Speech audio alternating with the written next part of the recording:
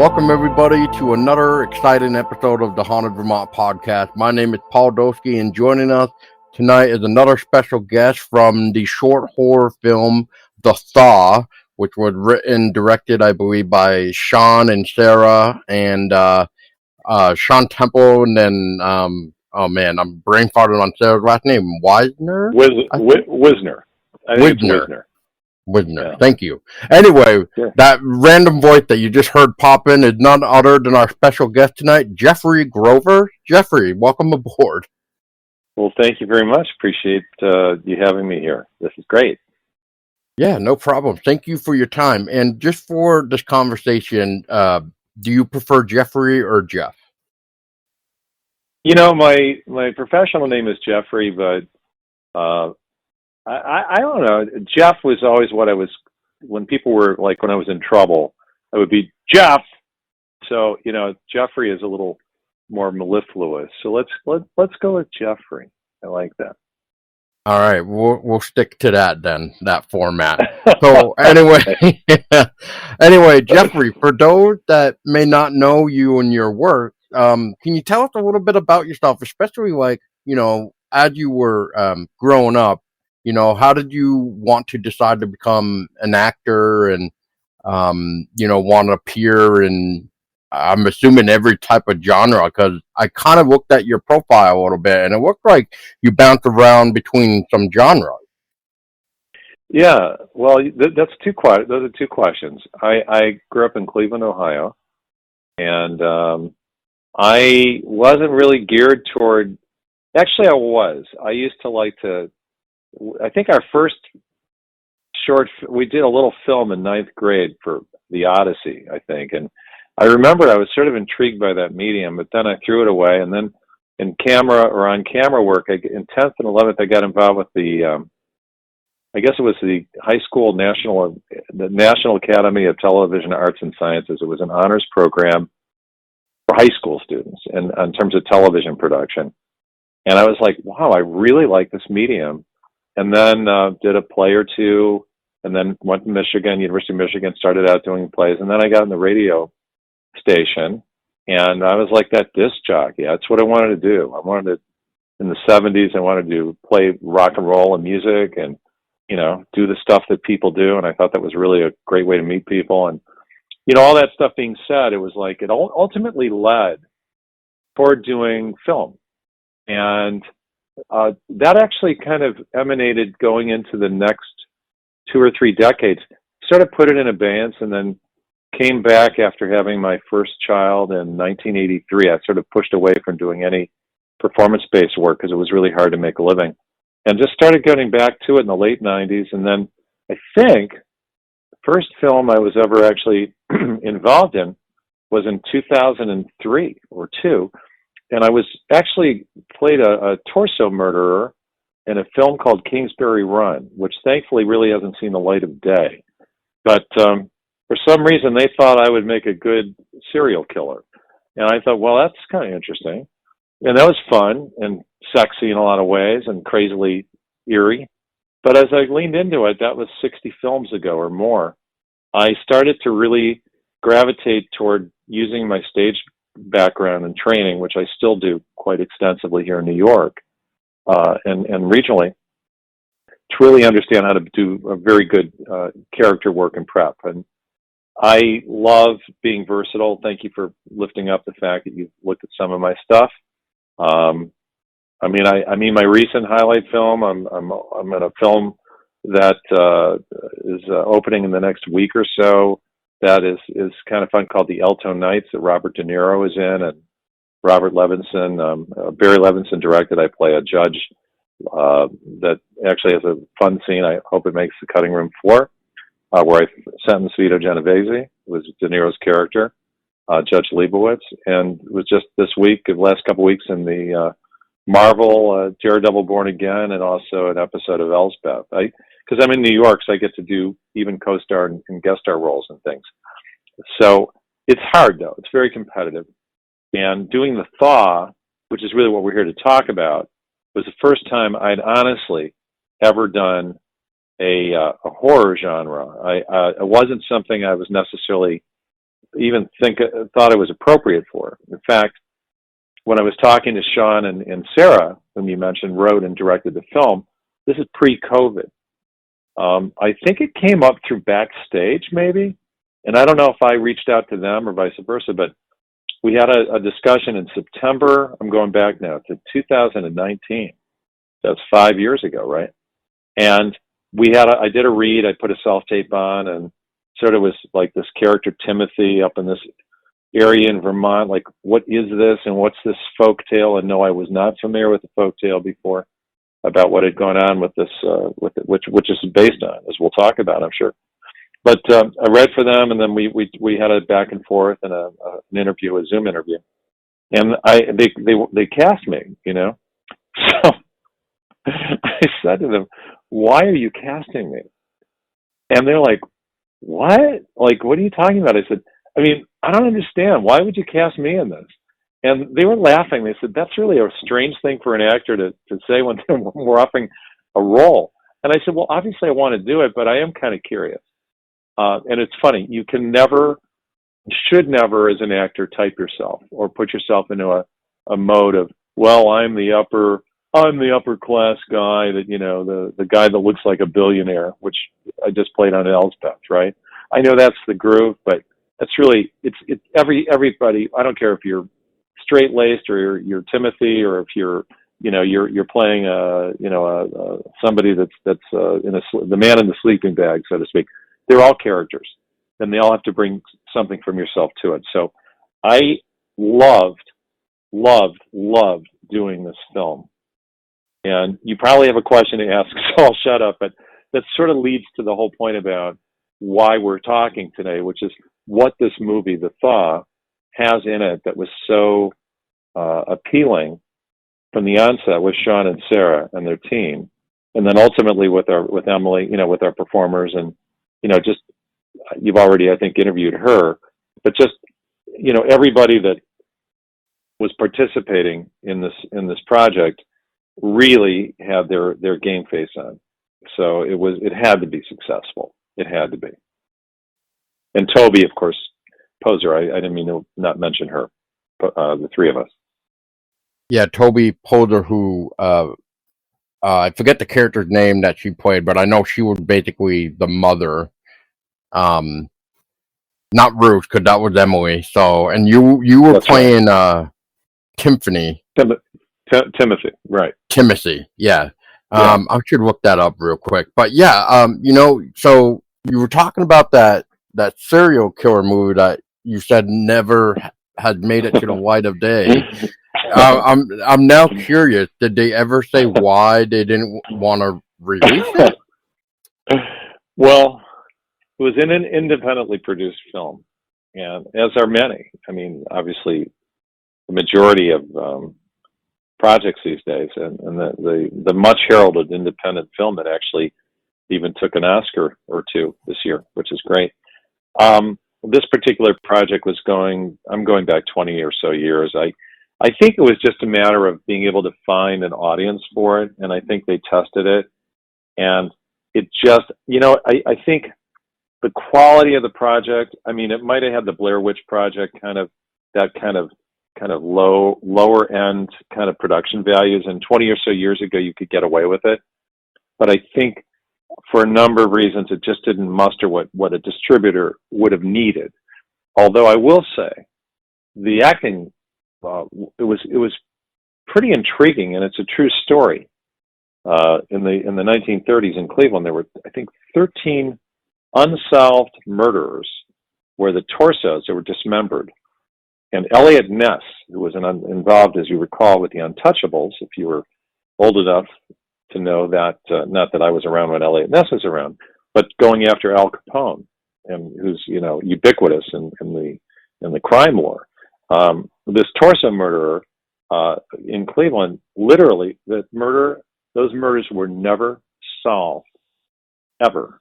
And if you check it out, if your listeners check out the torso murders in Cleveland, they'll find a bevy of information, and it's fascinating. And also, it was consternation to Elliot Ness. He could never solve that crime.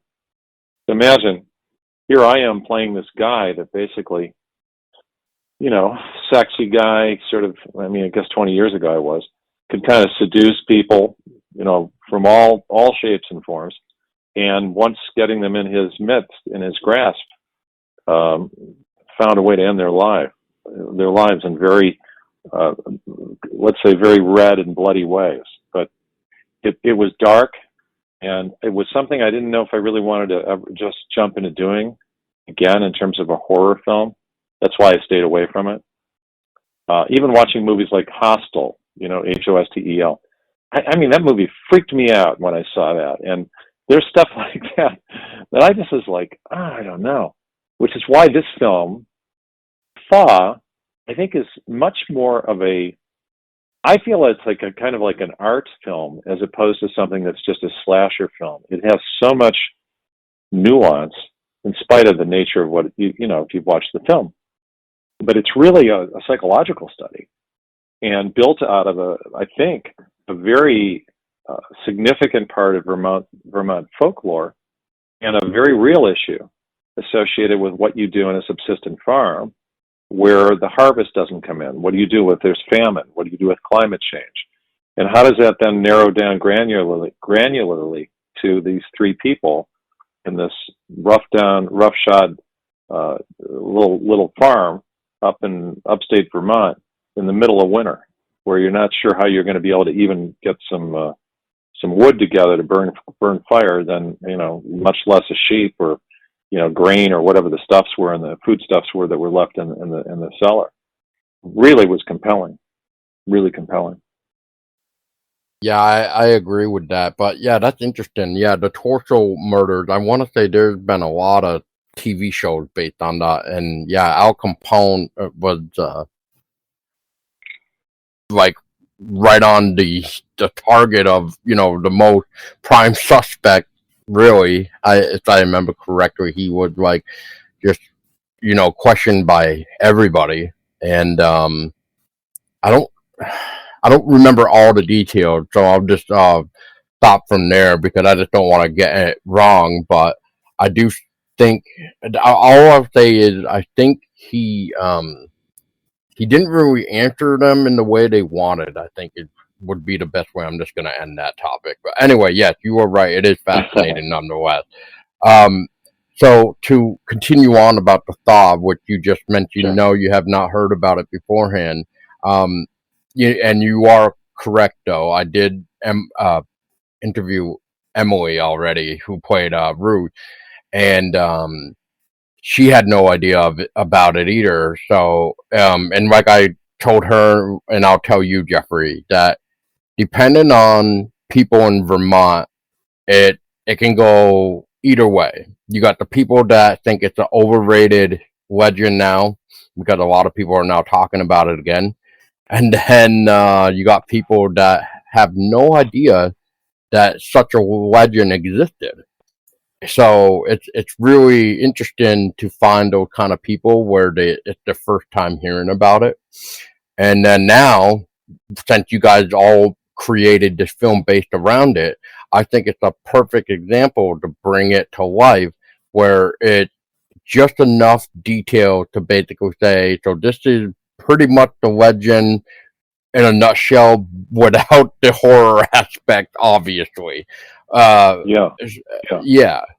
And so anyway, moving forward, what you kind of explained a little bit with the thaw of like meeting up with Sean and Sarah, how they basically chose you.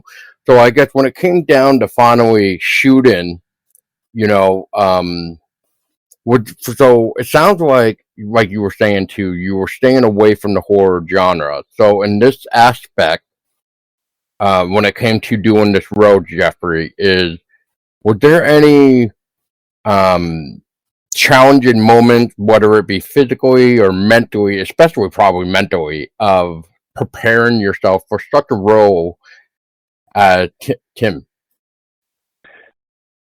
Yeah, it's a very, very, very good question, and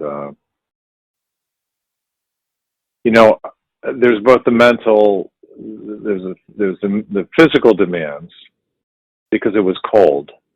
And I mean, it was not cold all the time. If you saw the film, there was, quote, one day there was a thaw that enabled the film to actually have, you started to see the ice melt, snow, but other days it was like a 10 degrees with a wind chill that had to be below zero.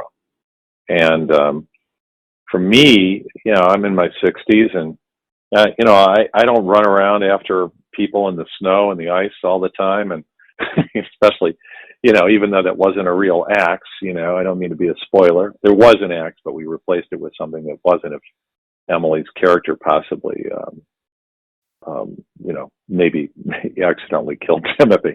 Jeffrey doesn't want to die. You know, I want to live another day, but the character does, as you probably noticed. But I think the physical demands, to answer your question, it was wonderful in a sense because it was really, you know, we always talk in acting. I'm in a studio here in New York City called the Freeman Studio, and Scott Freeman, who runs it, most of us are pretty, we all work, and I mean, we take our craft seriously, and you're always trying to get, you know, work to expand our skill sets, no matter how many years we're doing it. But he always will say, if you have an issue that you can't relate or something, make it the character's problem. And I was like, okay, this is friggin' cold, and I'm not used to this.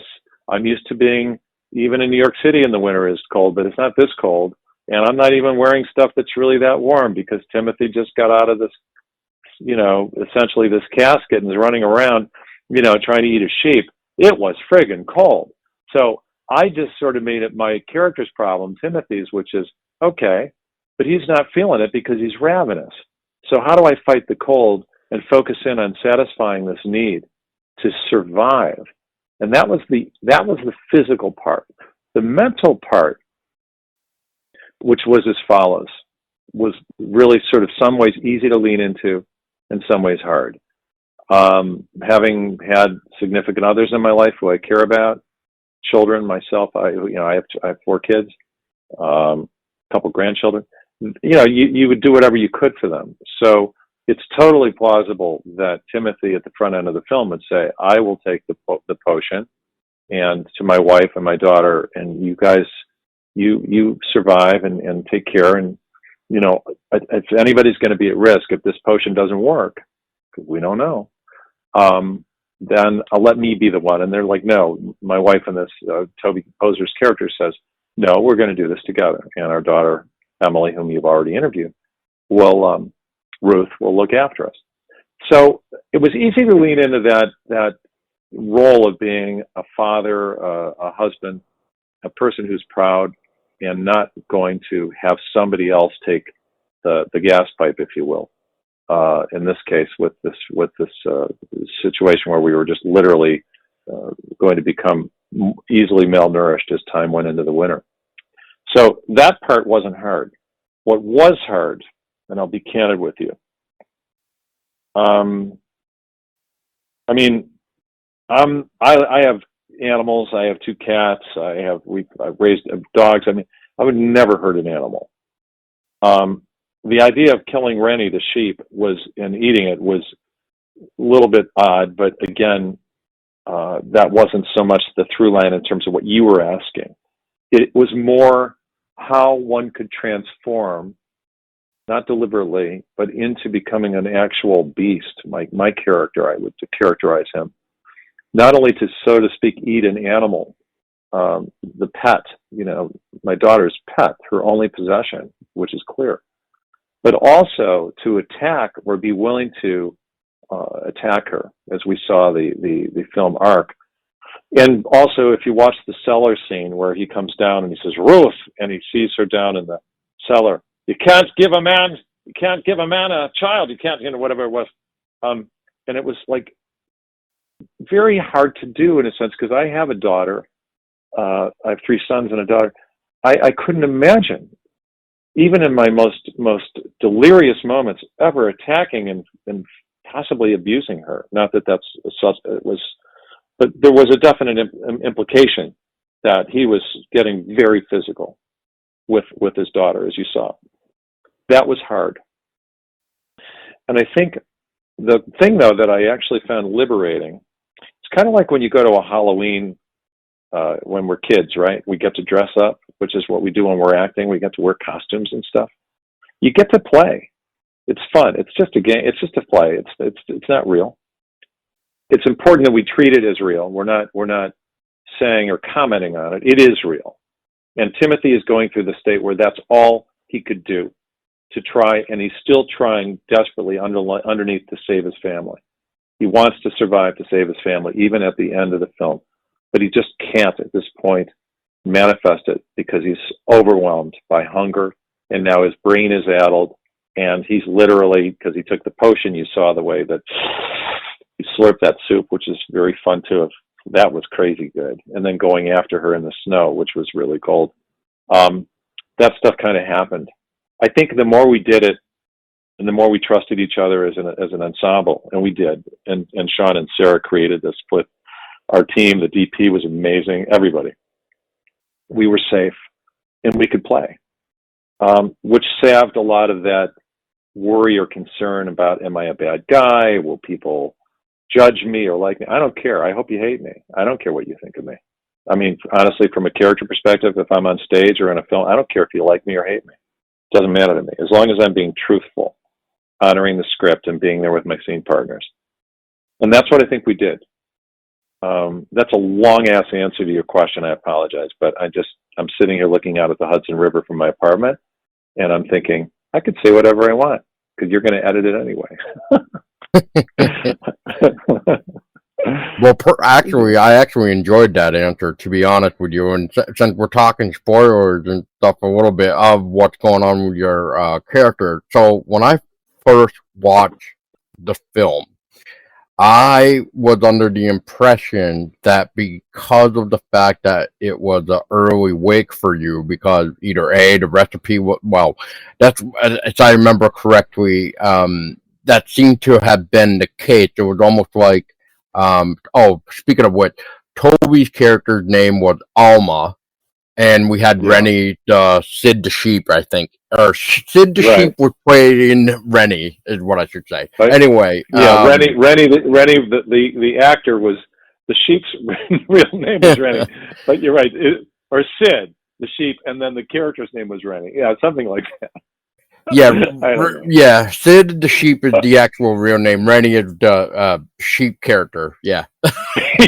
Yeah. Oh, I'm glad you straightened that out. Yeah. I kind of was looking at it backwards, but yeah. So again, Toby Polder's character was Alma. So now we're sort of back on track. But yeah. So anyway, when I first was watching this and saw that you guys kind of woke up early, and you had this, like you were saying, this beast form basically going right after Sid or Rennie. We'll just say Rennie just because of the tail here, but you went right after Rennie, and when you started to eat them raw basically and stuff like that, I took it as well. So now I'm trying to remember. I don't think the film really clarified, but I could be wrong. But you guys basically were asleep. You guys woke up early. We don't really know how long it's been for amount of days. So on this particular point, I took it as you guys are starving. Rennie apparently was just right there looking good, unfortunately. And I think this was right before Emily's character as well as Toby's character were discussing about the recipe and the soup right before you kind of gluttoned yourself with the soup, as I may say it like that. You definitely were gulping down that soup pretty good. That's true. Yeah. So that's the way I took it. It was like it wasn't really you per se, because you were literally trying to just make the hunger go away, the starvation in this case. But you're right on the money. I mean, and the thing is, the thaw, if you think about what happened, we never really talked about it, but it's implied, or I inferred, because there was a quote early thaw, it kind of came about early. It unfroze us in part. And then the next question is because I accuse Emily's character, her character, Ruth, of doing it wrong. You did it wrong. You did it wrong. And she's, no, I follow what Mom said. I follow. Well, you did it wrong. And then he's like, you did it to me, and you did it to your mother, and later it evolves into saying, you're trying to kill your mother. You're trying to kill your, whatever I said, toward the end of the film. I think what happened, though, the two things, I think the thaw, maybe the recipe that they used was correct, maybe it wasn't, but they did not anticipate in the middle of winter for it to thaw. And as a result, it's like, unthawing something, and of course, what happens. You unthaw something. If you unthaw soup that's in your freezer, or your power goes out and everything, that's why we have to throw out everything out of our freezers and our refrigerators. I think that's kind of what happened. And yeah, I think, must have been in the wrong place at the right time, or the right place at the wrong time. Poor Rennie was not in the right place. And that was unfortunate for Rennie. But, it was great for Timothy. It was nice. It was a nice meal. But, it's like, that was gross. But we, of course, Emily got to put that fur coat around me, saying, "Oh, geez, you just killed my sheep, and let's get you inside and get you warmed up."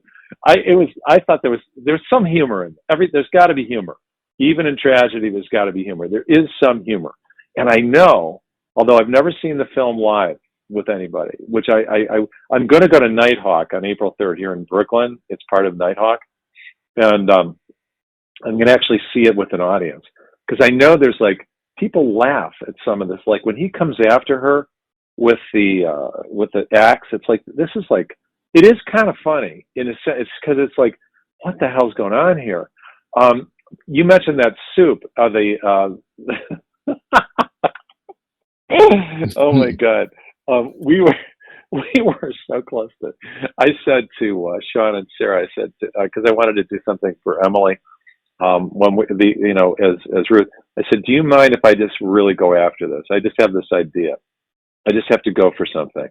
And they said, sure, because it said in the script something like Timothy eats this, couple sips of the soup or whatever, something along those lines, but not this big meal.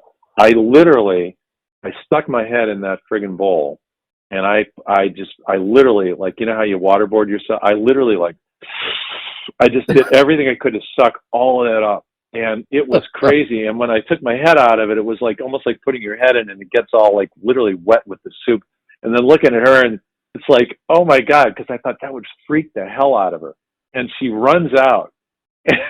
That was really shot in real time. That was crazy fun. They tracked us. They didn't reset. They were really tracking us, I think, and it's why it seems so visceral and real. And also, when she and I were eating the potato, there's a scene where we're sitting around having a potato. If you remember that scene, if you don't, you should watch it, because I took that whole damn potato, I put that whole thing in my mouth and swallowed that thing. I put that whole potato in, because I figured I'm going to go for this. And I was like chomping on this thing. I thought, wait a minute, this isn't easy to swallow. Because it's like, I could choke on this. But a lot of the stuff, if people watch that film, this is no BS. This stuff happened, and we did it to enable it to be as genuine and as in the moment as possible. And Sean and Sarah and our DP were gracious in terms of not saying, okay, cut, let's reset, let's do this again.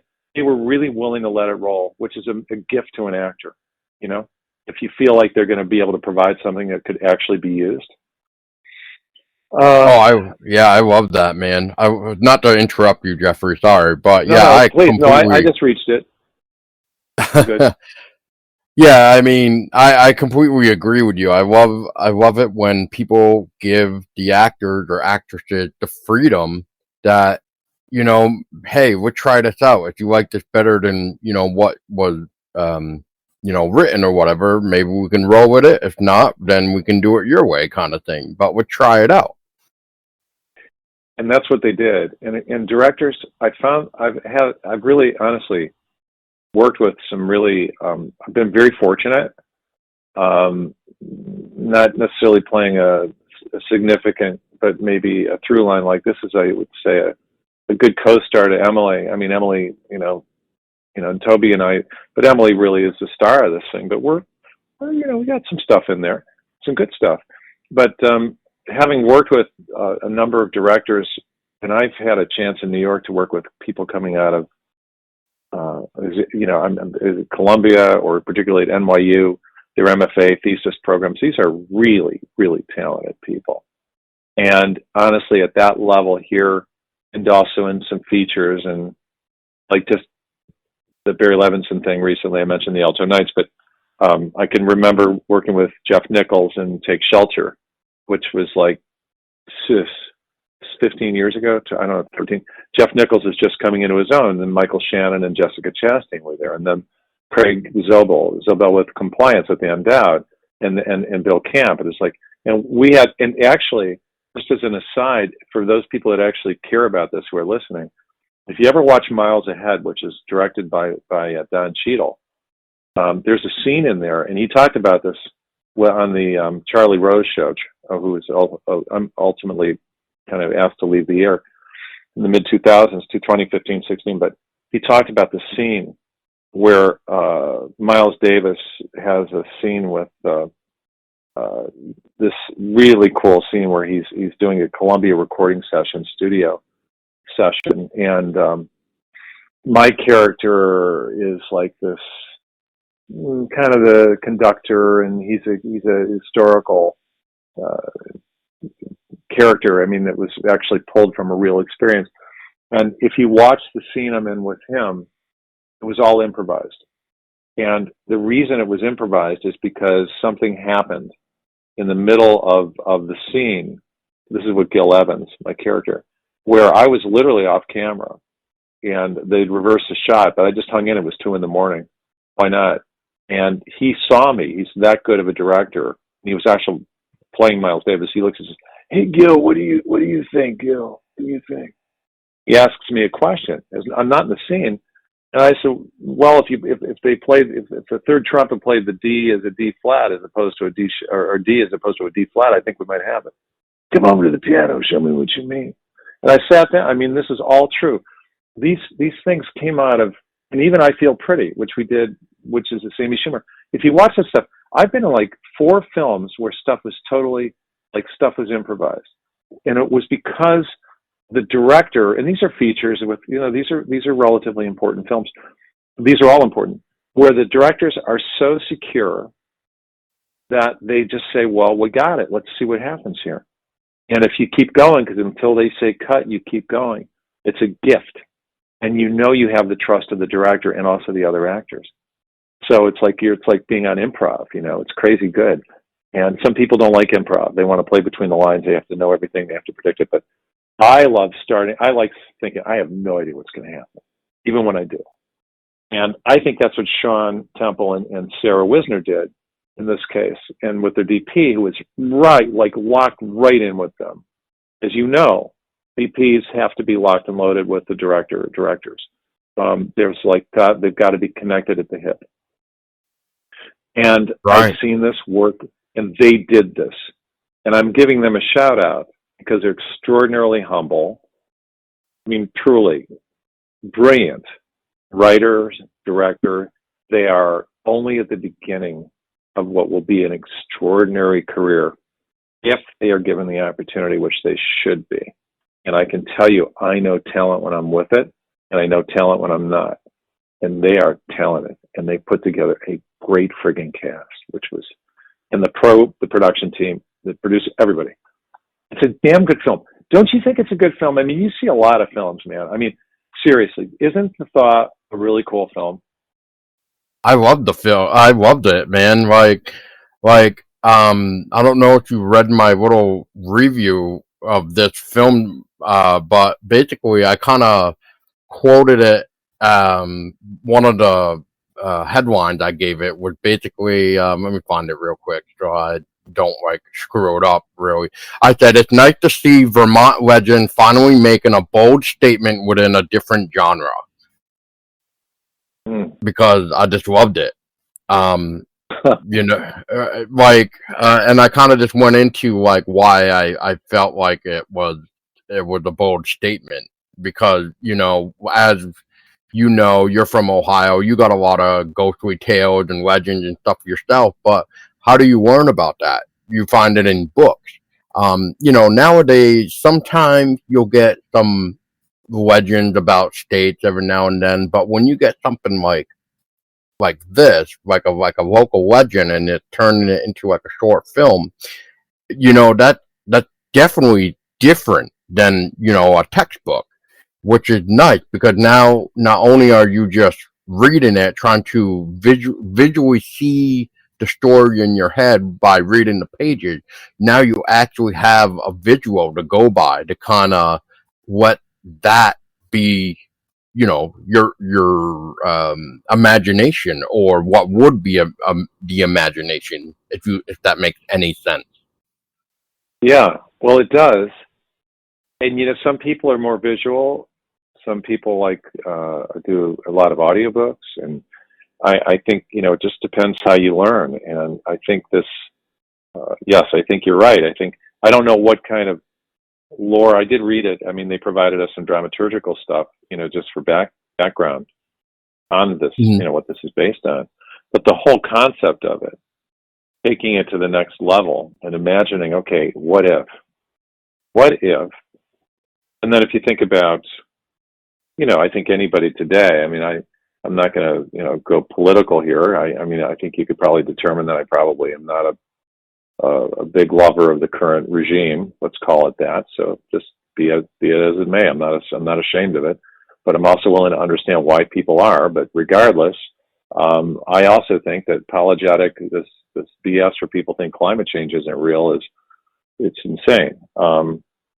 I was in a film with Mark Ruffalo that Todd Haynes directed called Dark Waters, and it was about PFAS, and that's in it's a carcinogen. It's in 99.8% of us in the United States population because it came out of this PFCs, this stuff, the PFP that came out of product that DuPont and 3M were creating a chemical to make Teflon, which everybody knows has been around since pre-World War II.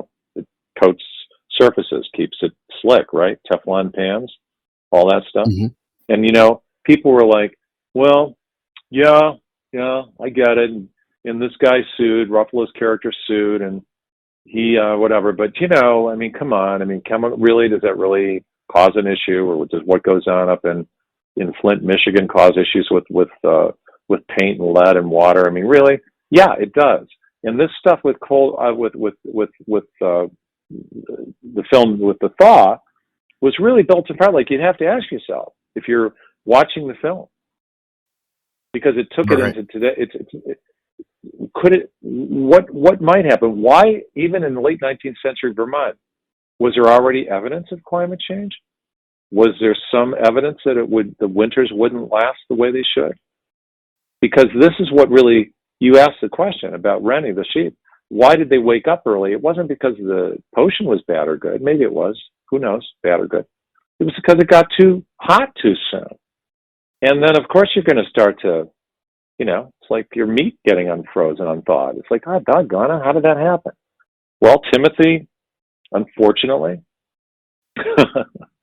well, they just got a little warm, a little too soon, if you will. But I don't know why I started talking about that. I got political. I apologize. Sorry. No, it's all no, but that's a good way of looking at it, though. I mean, in a way, it could be both. It could have been the potion besides the weather. I mean, maybe the weather wasn't quite necessarily the right temperature to quote wake up, but I mean, who knows? Maybe it could have been both. I mean, that's the fun of the imagination, in my own opinion. But we don't even. And you're right. Yeah, and go ahead. No, you're saying we don't even. I apologize. I cut you off. Yeah, I was gonna say we don't even know like what the recipe even is, because I mean, as far as the legend really goes, is that, like, there's supposedly a diary or some sort of journal, but we also know about this guy that was invited to go up to wherever this took place in Vermont. Some people say it was like some western part, I believe, but they didn't really specifically give a town as far as I'm aware. But anyway, they basically anytime you read this legend, it basically just said there's a recipe and that there's a ritual basically, and then it kind of just goes into when this guy visited, he pretty much just observed what happened, what pretty much took place, which was he arrived there, he saw the preparation, which was like they drank something to basically just have him going, as Emily called it, a coma.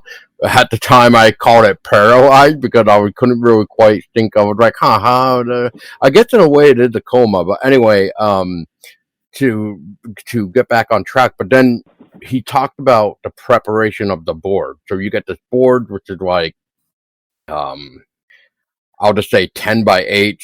That's probably wrong, but just for the sake here of this. But basically, you're looking at a board that can only fit like one person, sometimes two if you lay them on top of each other, which apparently happened in this case, according to the legend.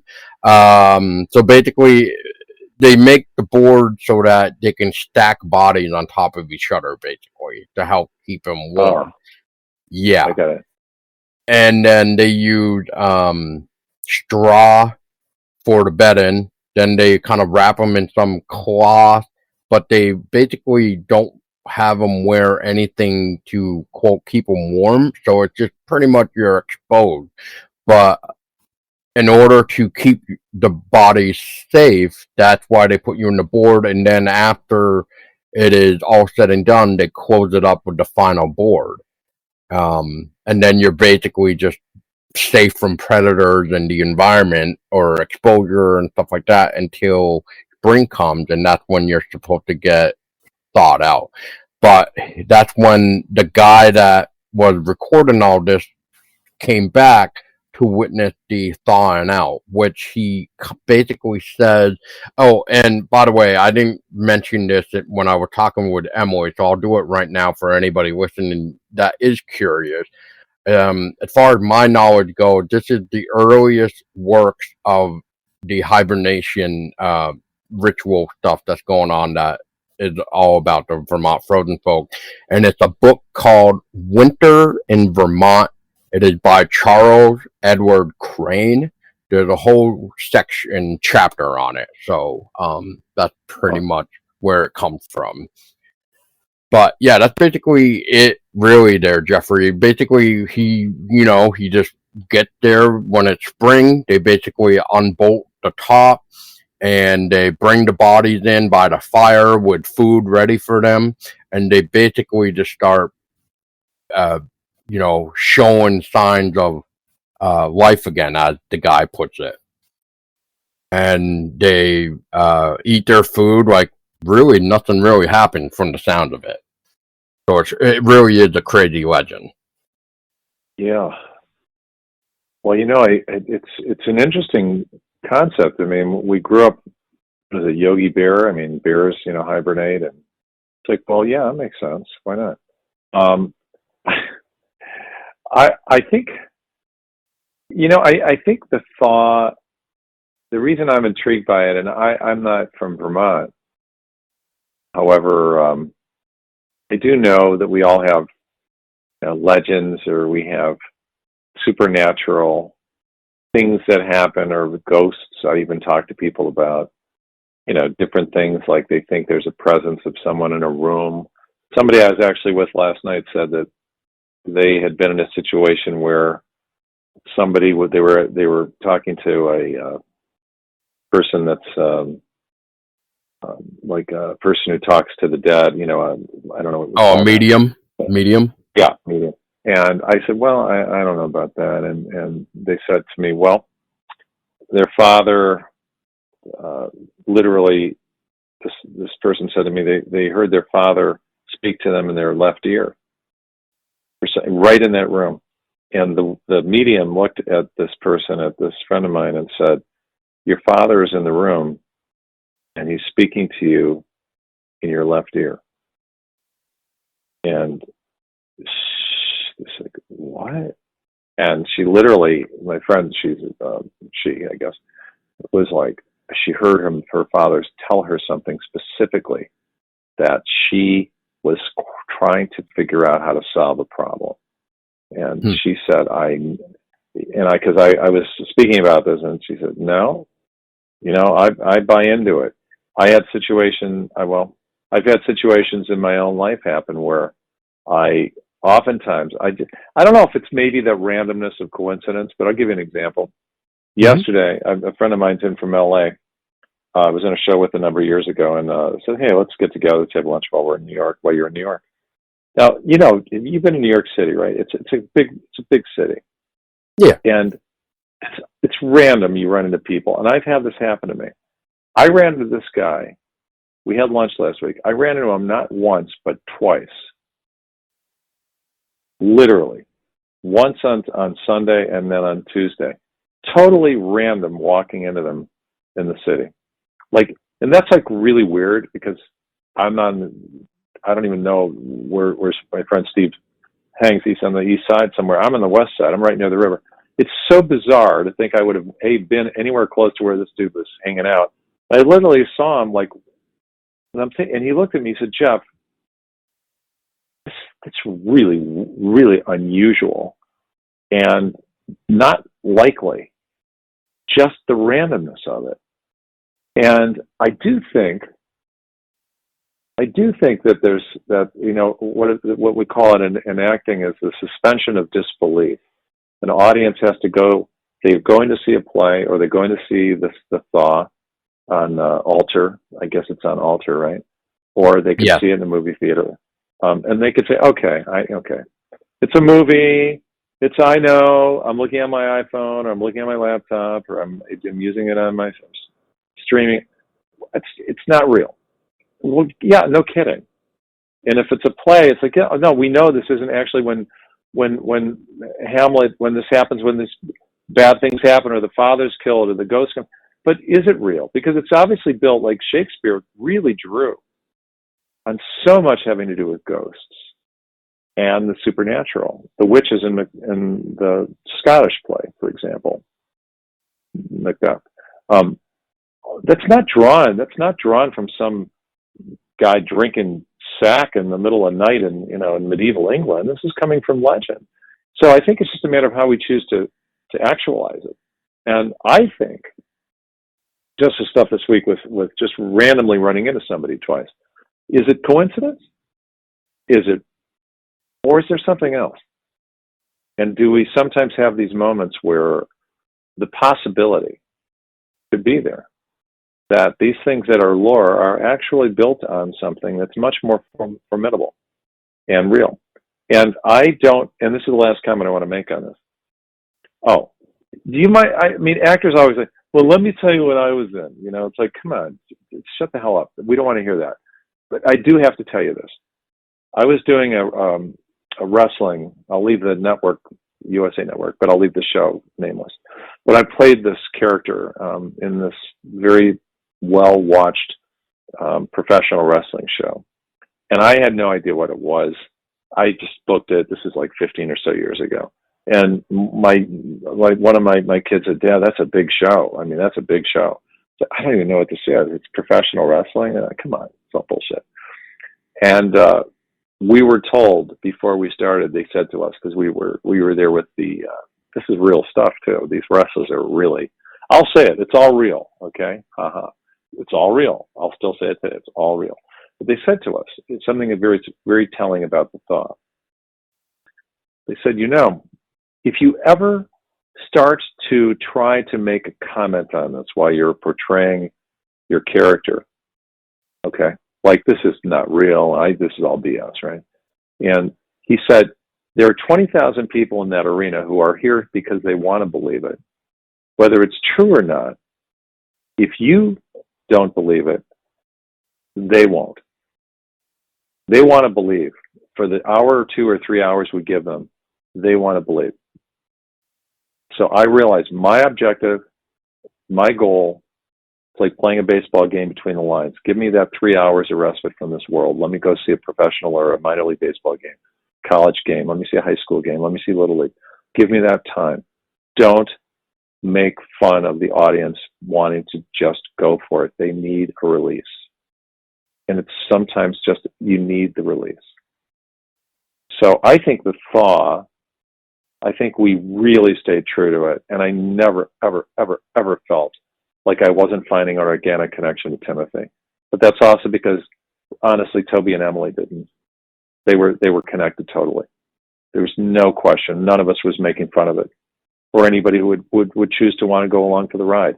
I really appreciate the fact that audiences have gone along for the ride. Now, they might not know that I'm not a horror person. Toby and Emily are, as you know.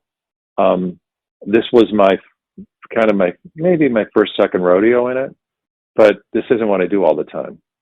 I'd love to do it again, though, because I think it was great fun. And I don't think it was for not only for just the fulfillment of doing it with great people, but actually to honor a tradition and be in the environment where you were given the gift of being in Vermont, in the cold, in this 18th century house they found. That house is a vintage 18th century house. It was like being in an actor's heaven. It was really amazing.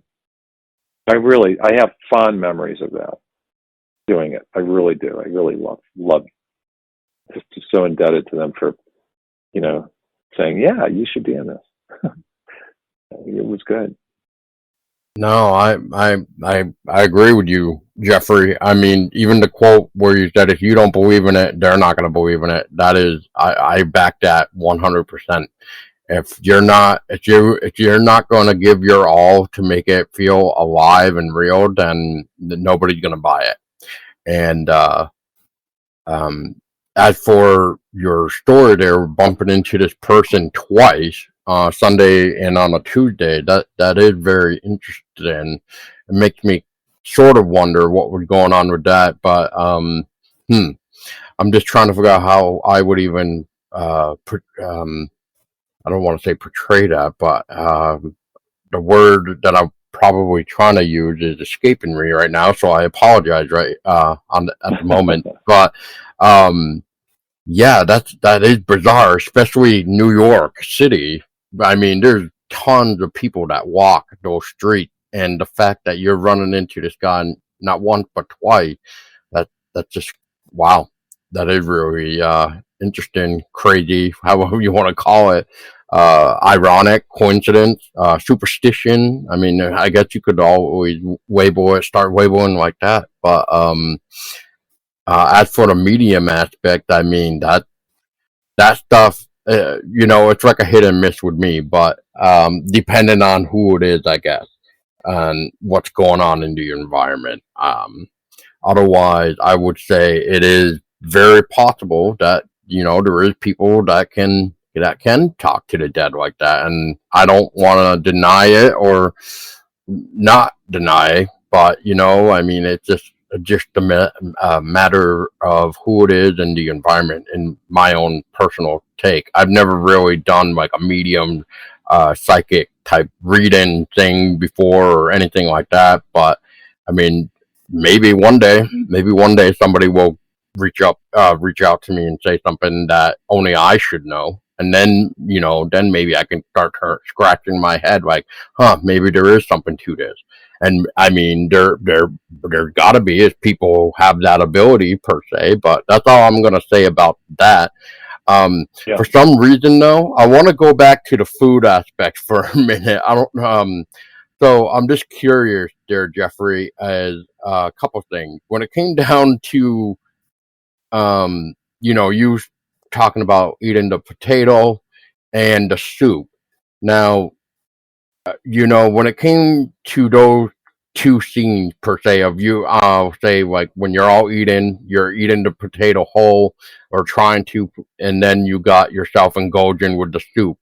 When it actually came down to that, like when it came to like the actual food preparation, like uh, was it actually like I'm assuming so, obviously, because otherwise you would be choking. Like it sounds like you almost were with that potato because you but anyway, I guess what I'm trying to say is like do you remember did they make the food before that scene prior? Like how did that even work when it came to trying to film that scene? Did it like multiple takes or whatever? And then I guess finally, just what I'm curious about with the soup is like, was it actually legit soup, or like for all of you guys per se, or like how did that kind of come into play? Yeah. Well, I think with the potato, because it was supposed to be cooked. I mean, you can't eat a raw potato, so Right. I mean, they were so that. I mean, in a sense, they would have boiled it, and so it wasn't like it was in a microwave. So it was, relatively uh, edible, but more so the way you would normally eat a baked potato. It's not like it's like like coming like oozing like butter. It's got substance to it, right? So I just chose instead of just taking a bite of it at a time. Like you could take it in your hand and like a half of it, or I took hers too. And because my goal was I'm going to eat it before you are, because it's a selfish act, but it's like I'm this starving. I have to eat it. So I just said, how am I best going to get it without it being taken away from me? Is put it in my mouth all at once because I'm so hungry. So it was sort of cooked, but not fully. So, and it wasn't hot. It didn't burn my mouth, but we had let it cool a bit. And I think because it had cooled a bit, it started to, how it gets a little bit hard. You know how Yes. potato starts to get, well, so it was good that it wasn't hot. On the other hand, it wasn't good because it didn't sort of come apart as easily. So it got kind of stuck in my throat. I was trying to bite it down and try to do it as I was going. It was really quite fun, actually. I've never done anything like that before, but I do remember it was sort of medium hard. And yeah, I would definitely please recommend to your audience not to do that. That's not a good way to eat a potato. Don't do it. You'll choke. It's not good. Not a good thing to do. The other thing with the soup, I think it was just, it had some herbs in it, I think. It wasn't really soup at all. It was like water with, heated a bit, maybe above, maybe 110, maybe above room temperature, but not hot. But it had some herbs in it and some stuff that would have been in there to sort of simulate what could have been the soup. But it was the thing for me was it was fun because there was enough in there, and I was like, hey, let's not just have like a little bit. I don't want to fake this. I can't just slurp like an ounce of it. It's got to be a cup of that's got to be in there, right? At least a cup. You can't see it when you're watching it. You can't tell whether it's the thing is full or not. That they're cooking it in. She's cooking it in, but there was a generous amount in there. So I just said, I'm going to put my head in that and see if I could fit my head in that thing. Hopefully not get stuck, and go like really, really take a really good breath and just suck that up, and then just come out and it was snorting out of my mouth, my nose. It was great. But it wasn't. Thank God it didn't have garlic or pepper or anything, because that would have been problematic. It was just relatively benign, but edible, not poisonous stuff. I don't think. I think that was probably one of the best scenes. I will say, I love that where when you're just stuffing your face in there. I'm like, oh, geez, like you definitely know he's hungry if he's doing that, I swear to you, I said to Sean and Sarah before, I said, I'm going to do something. Is that okay? And by that time, we'd been doing it enough. After 2 or 3 or 4 days, they were like, yeah, go for it. So it was really fun. It was really fun. It was great. It was really fun. That's crazy. Perfect. How can anybody have fun doing stuff like that? But it was no. If you watch that scene, it was really fun. It was Nice. really fun. Yeah, yeah, yeah. Well, that's what creative freedom gives you, man. I mean, whatever you think of, I mean, you can just run with it when you have that ability or the freedom, I should say. So that's always It's amazing to yeah. hear. So to kind of, I guess, wrap things up a little bit, Emily wanted me to sort of ask you this. And I was just like, well, I don't know if we want to ask it because of the whole, maybe it would be fun to just let it be left for the imagination. But she's kind of curious of at the end there where you sort of disappear. So what was going on in that part, like near the end, where you supposedly, like, I guess, disappear, where we kind of don't see you again, basically. Right. Well, I think what happens is, and it's a good question. Like I always wondered, like, if you watch it, and I'll ask people, ask people who watch it. So Timothy's like running after Ruth, right, with the Right. axe, and kind of accusing her of killing her mother. Tried to kill her own mother, and she's worthless, and she's this, and the it was a really intense scene, actually, and she takes the axe out. So the question really is, did she nail Timothy with the axe? Did that do it? Or did he have some other reaction? And see, this is where I don't want to start to say, because you could make your own judgment. I've talked to people who think, oh, well, obviously she hit you with the axe. And I said, do you really think so? Like, did you see any evidence of that in it? Or maybe that is the case. Or was there something else that happened to him? Maybe it's like overdosing on a drug. He ate too much of that friggin' soup, that potion. It was way too much, and the whole point was, Pa, you're not supposed to have that much. Well, that's kind of like, what happens. He obviously then he eats his own puke. It's pretty weird. It's pretty gross, right? But he dies. The dude's dead. So when he disappears, they're burning him in that. You can tell the burning of his body. In the end, that's what's going on, I think. So did he disappear? Yeah, he was put into a coffin, and then they burned the shit out of it, and then he's dead. I think that's what happened. I don't know. Maybe. I'm just gonna leave it just like that, Jeffrey. I love that answer. Yeah, I mean, that's what I'm talking about. The imagination is a great thing, man. I love it. Yeah. So I know you shared some stories just a second ago, so we'll just scratch that question out of here. But maybe to elaborate just a little bit more. So, what is your thoughts or opinions on the whole like paranormal thing? Maybe even like the whole cryptozoology thing, like Bigfoot stuff like that. Do you sort of like believe like something like Bigfoot exists out there, or like they say we have Champ in Lake Champlain? Like, what's your opinion? Yeah, Bigfoot's always been sort of intriguing to me. Let me ask you a question. Okay, Stonehenge, right? So how did Stonehenge. that Yep. happen? How? You tell me. How do they build pyramids? How do they build, the in Jerusalem? How do they build these incredible structures and the engineering that the Incans and I mean, I'm talking about advanced cultures that also believed in worship of gods and animals, and cats were mummified in Egypt when the pharaohs or these people would die. They would be, unfortunately, it's wrong place, wrong time, kind of like Rennie the sheep. It's like, sorry, you're having a nice time outside lapping your cream, but the pharaoh just died, so we're going to kill you and put you in the tomb with him. Ah, doggone it! I wish I'd known that. I would have run away.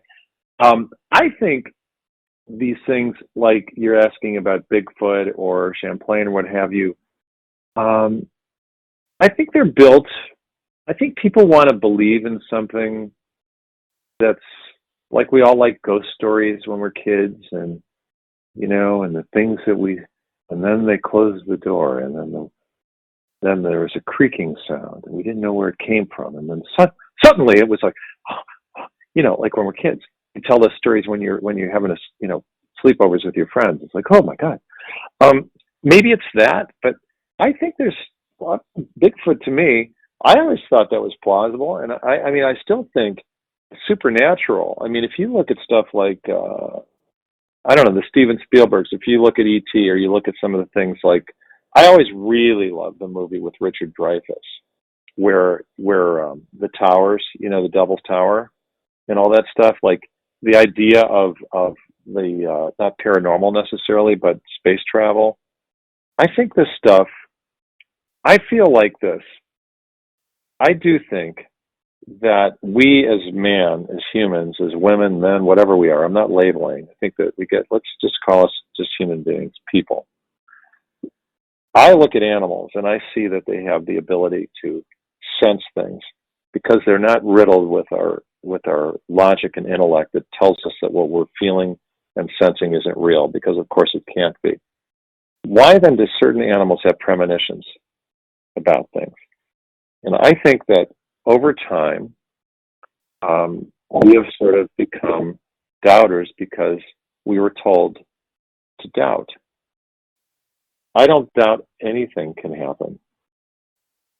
So, Bigfoot, any of these things, I would never, ever suggest to anybody not to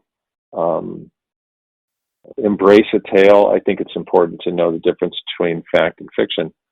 But I would be arrogant if I said that these things, how would I know, just blanketly don't exist. I think that's insane. There's a small percentage that it could, but that's enough to say there's a percentage, right? Right. Yeah. You remember that? Do you agree with that, or how do you feel? So this is the way I look at it. I think I even said it to Emily. It's like, they said like, what was it? The platypus or something, or let me figure out something else as a better example. There's like, I think it was a specific gorilla or some sort of cat or cougar that they said that didn't exist, right? And then all of a sudden they found them, like where nobody wanted to search, maybe because the terrain was too rough or too hard to hike through or climb or whatever. But eventually we found that whatever, etc. I'm just going to say, because there has been a lot of quote undiscovered species that said they weren't supposed to be existing, but now we actually found them and now they exist.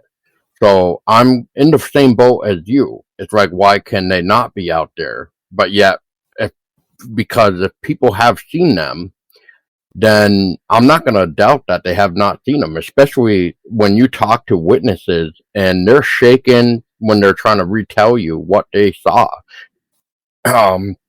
Excuse me. I just feel like it is very possible that something like that does wander the woods. I remember, the first time watching the Patterson Gimlin little film where we see Patty walking by, and I mean, I know everybody trying to say that's somebody in a suit or whatever, but when you really start paying attention, I kind of start to agree that there's no way in hell that can be somebody in a suit. It's just not physically impossible, especially with the way Patty walks as she, even turns her head and stuff like that. So I don't really think that, we are the only type of species, I guess would be a good way to look at it, especially out in in space. I don't think we're the only living beings around. I think there's more, but we're just, unfortunately with the way everything is, I think there just hush hush about it. They don't want us to really know everything, which again goes into don't always believe what you hear, see, and read, or something like that. Well, I think you're right. And in addition to that, there's dimensions.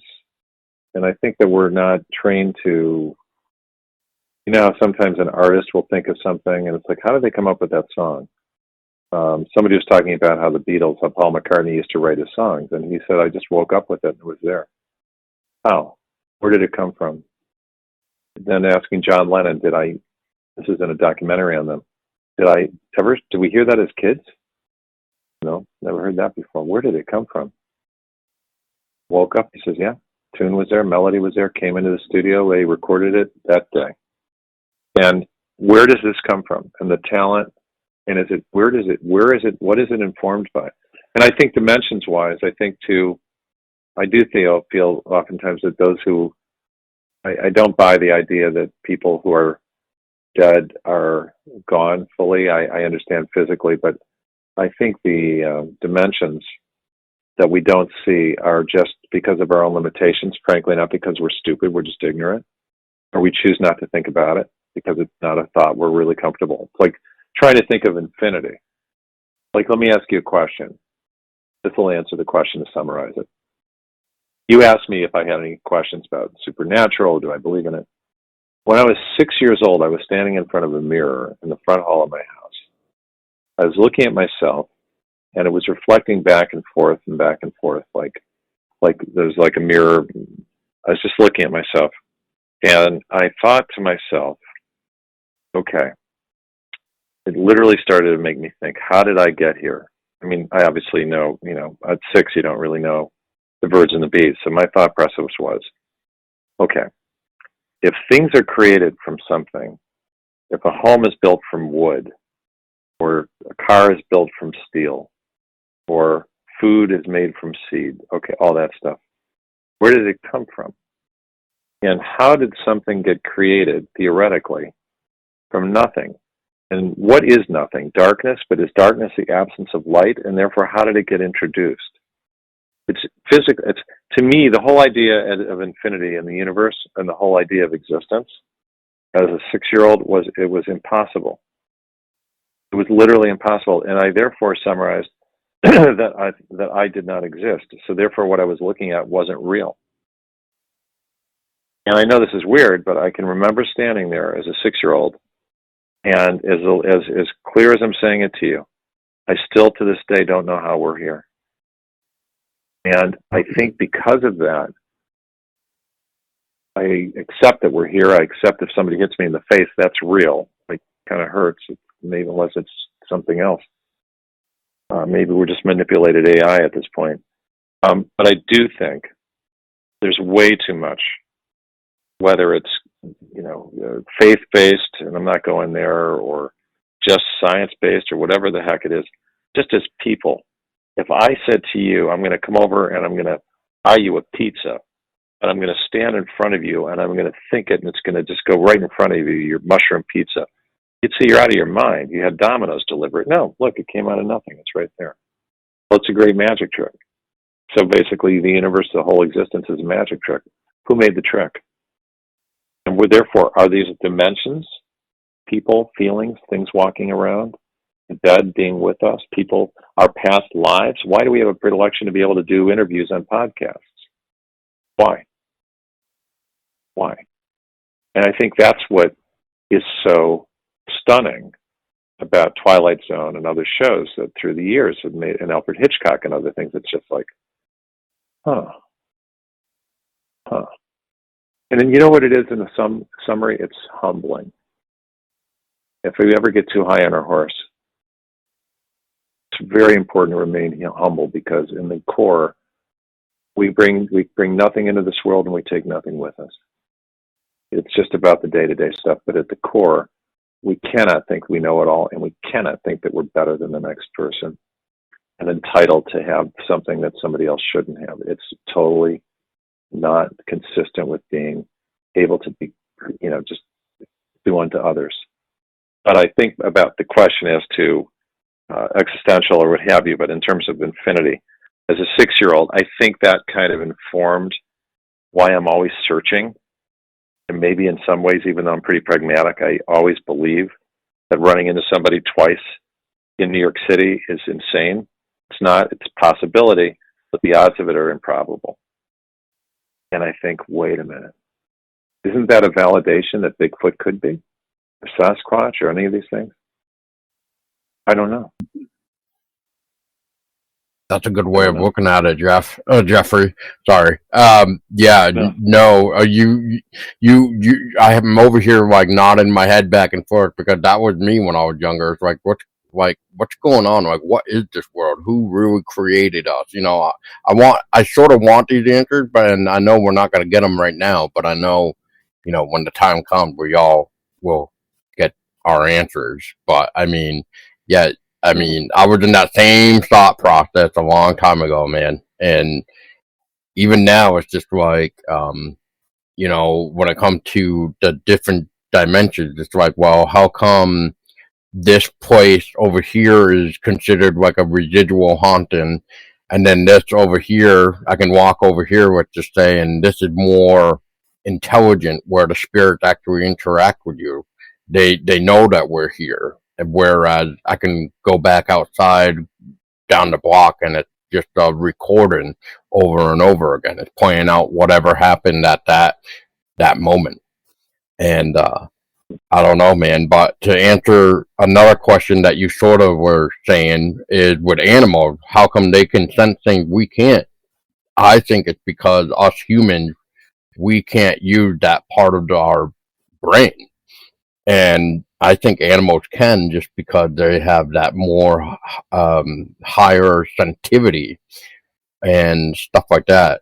So that's why I always feel like it's your dog or cat or whatever is looking at something, but you can't see something.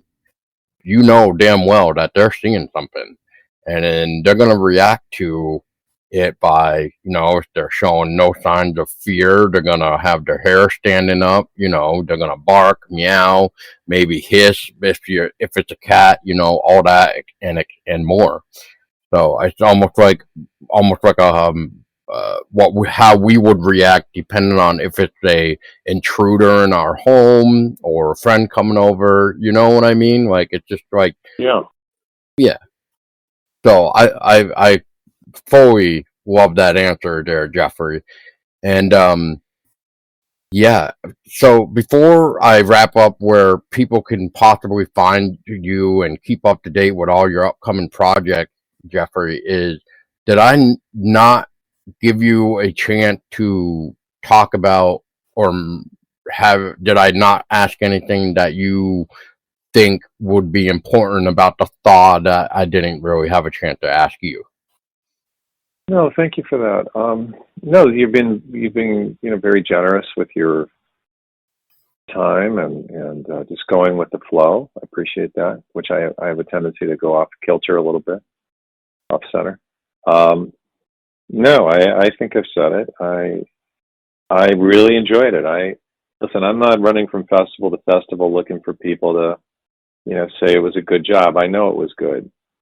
I know it's a good film, but it had to be successful because look at who was involved. Look at the cast and look at the team and look at the writers and look at everybody who's on the stuff that's the 100 people on a film that you don't normally give the right attention to. All of those people enable it. It had to be successful. Now, do I have anything to say about it? I think people should watch it. Do I think some people not like it? Yeah, I know some people don't like it. Some people don't like horror films. Some people, it's in black and white. It's like whatever. I don't really think that's the point of it. I think it's like, give yourself a chance to see a really well-made story. And whether you like it or not, you don't have to watch it again. But I don't know. I think we've covered it. From my viewpoint, in terms of those people that have an interest, every actor. It's funny. I heard who Paul Giamatti is, right? Ring the bell. Giamatti. Ring the bell. Okay, Paul Giamatti's had a great career, and he was John Adams in the series, and he was he's been in many things. He's 57 now, I think, but he's the Academy Award nominee. If not a winner from the Holdovers from a year or two ago, shot in New England.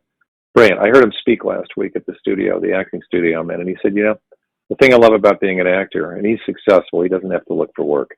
He was in Sideways. He's been in many films. You would know. He's ubiquitous. But he said, the thing I love about acting is I never know what's going to happen day to day. So I think for me, I never know what's going to happen. I don't. I could sort of think I do, but it's like running in my friend Steve. I don't know. I don't know what's going to happen. I don't know who's going to, maybe that audition that I hadn't heard of from in a couple months. Maybe the thing I thought, I'd tank that was horrible. And maybe they're going to say, that was amazing. Or maybe a film comes up because somebody saw a film that they liked and they said, that guy could do something I never saw him do before. So I think that's sort of where I would say to your audience, it's like support independent film, support going to movie theaters. It's better to do that. I think looking on your iPhone or your laptop's fine. I think going and being around other human beings, maybe even animals, watching films is a really good thing. And from the viewpoint of how hard it is to make an independent film and get it to the light of day, it's very hard. The odds are low. It's time consuming. It's expensive. And then you put it all out there, and then at the end of the day, it gets rejected from film festivals and nobody ever knows about it. The THAW is something that has gone beyond most short films I've been in, truthfully. And I think it's deserving of attention. And as far as Jeffrey Grover, all people have to do is go to www.jeffreygrover.com. And that's my website. Or go on IMDb and just look up Jeffrey Grover. And you'll see the stuff I'm working on or in. And, in theater and other stuff. It's not all just film and television stuff. And that's not a brag. That's just like, hey, the agents have it. They use it. There's clips. There's reels. I mean, we all use submits. But in this world today, like I did something today for something I hope I'll book, it's like, great, we like you. You're good. But, okay, here's the side. Here's the content. Put a self-tape on along with 20 other people. There's no A-list actor you're talking to here. Emily's great.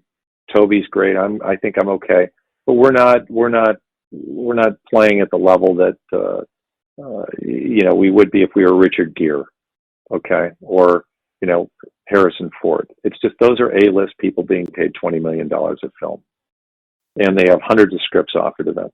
We're fortunate to work, honestly, and I'm just appreciative of having a chance to do stuff that's really with really good, talented, and above all, nice and kind people who get the idea of supporting each other.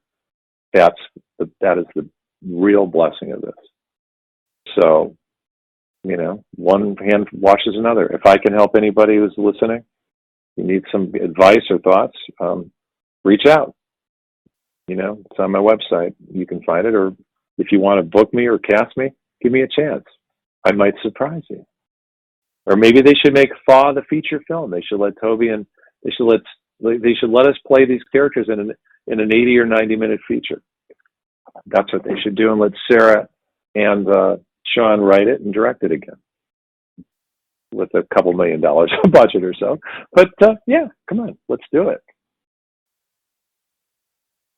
Perfect, Jeffrey. I love the answer. Yes, and I fully support indie creators, indie authors, indie whatever. Anything with the word indie or independent needs to be supported because, like you said, without the spotlight, that's just pretty much going to get swept under the rug, and you won't even know it exists out there, really, because it didn't get the attention it deserves, and everything deserves. And to tell you, like with Sean and Sarah, when they were ready to put this film out there, I mean, I know for a fact from seeing Sean post about it, he was nervous.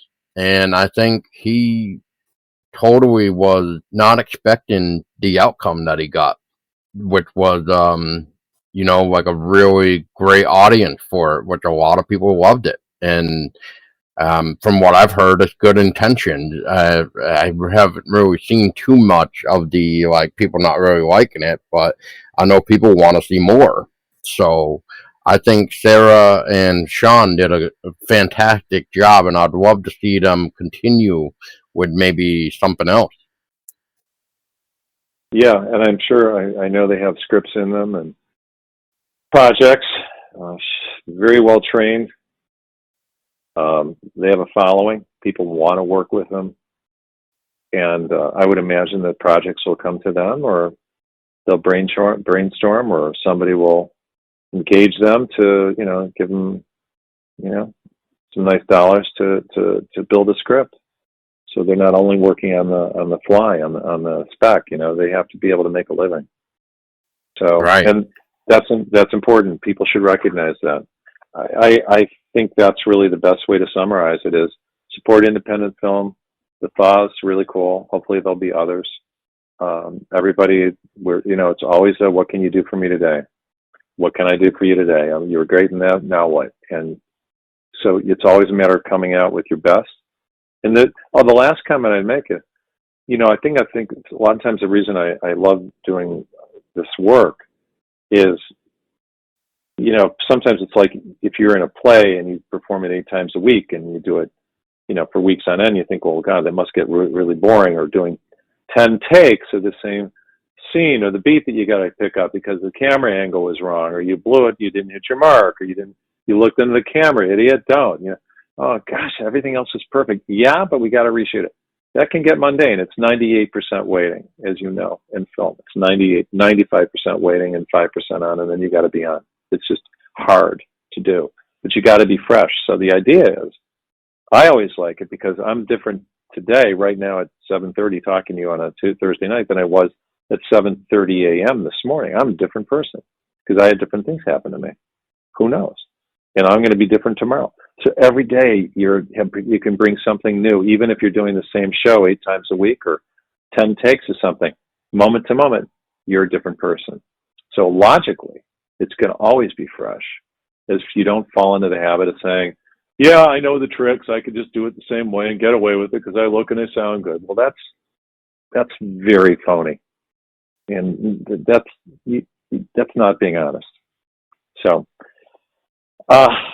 yeah. So Sean and Sarah have stuff they can bring, and I say to everybody, have the THAW made into a feature and let them do it, and I'll be in it, and we'll have more fun, and then we could talk again. I would love that, Jeffrey. And you know what? I'm going to counteract something to that for the closing said, statement, which is, as you were saying, like every day you're going to be you're going to wake up, you're going to be a different Jeffrey, basically. And I'm going to say every day we're basically acting on a stage every day. So that's right. The whole world's a stage. I think Shakespeare might have said that, something like that. Yeah, I want to say it's Shakespeare. Yeah, I'm telling you, Shakespeare knew what he was talking about. That's for sure. But again, Jeffrey, I want to thank you so much for your time. I love talking to you about the THAW, and I do hope that if we do see a full length the THAW or something later on down the road, I would love to definitely get you back on so we can talk more. And it was a pleasure, and I'm looking forward to your future works. Thank you. And thanks for the time. I really appreciate you being so gracious. So I hope this all works out. I hope it's interesting for people to listen to. Always, man. And for everybody out that is listening, like I always say, keep your eyes open because you just never know if an apparition will appear in front of you.